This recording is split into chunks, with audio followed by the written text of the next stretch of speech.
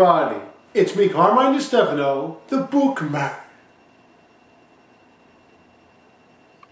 Darksiders was a two-part series that THQ promised to have more parts to it. Then it went out of business. But now they're back as THQ Nordiq, and they have the rights, and they released the third of what's probably going to be a four-part series called Darksiders 3!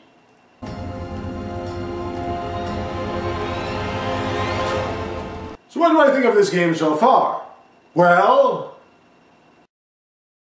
it's very Dark Souls-ish. It really is. Really with Darksiders, typically what it was like is a bunch of music, some big-ass backgrounds, and a whole lot of incredibly innovative and inventive stuff. And now it's just dark, dreary, no music. You've got little flames indicating items. You have to feed souls to Vulgrim to level up. I mean, there's just so many different things that, although at one point were similar to, like in the first one it was kind of similar, it just seems like Dark Souls has too much of an imprint on this game, as it has every game nowadays.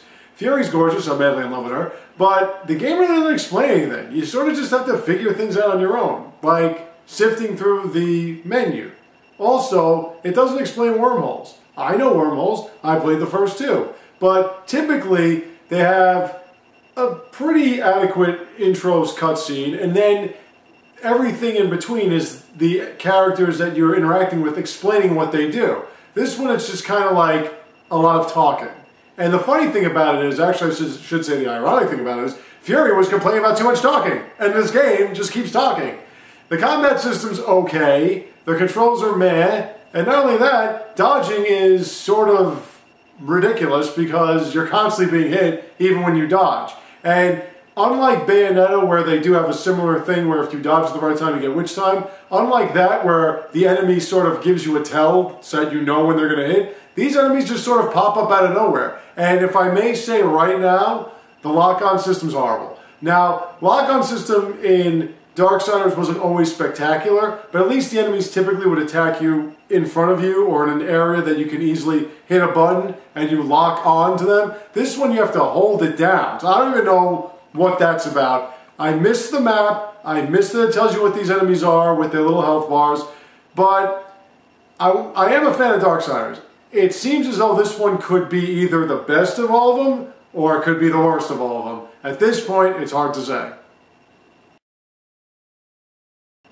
Overall, if you like hack and slash games that are too much like Dark Souls, or if you just like hack and slash games, there's no reason not to get Darksiders 3.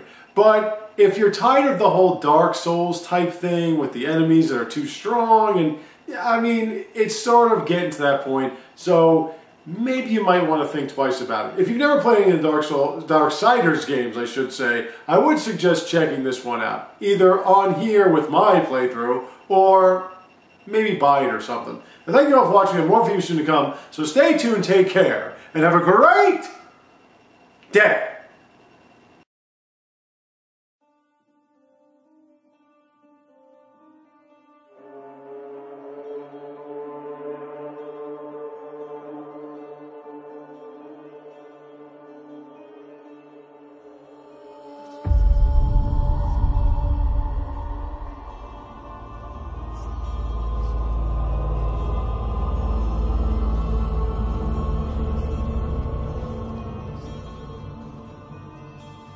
Who doesn't want to play a game where you're a mascot beating the shit out of other mascots?